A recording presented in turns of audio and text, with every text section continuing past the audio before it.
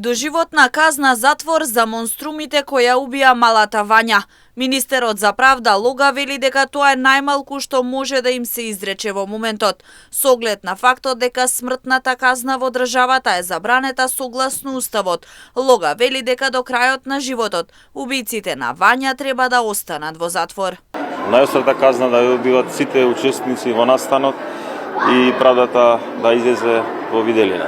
Уставот ја забранува смртната казна, а исто така ние имаме усвоени протоколи и други конвенции каде се забранува смртната казна.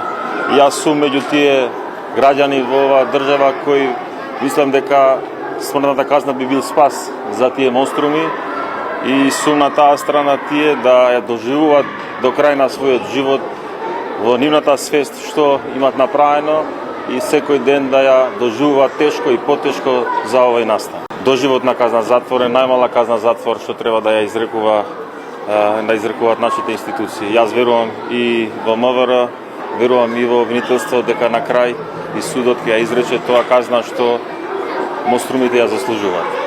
Лога посочи дека за вакви настани треба да се изрекува најстрога казна. Отиво прашање е убиство, а пред се убиство на дете. Денеска истакна дека верува во институциите и дека ќе се изречат заслужените казни.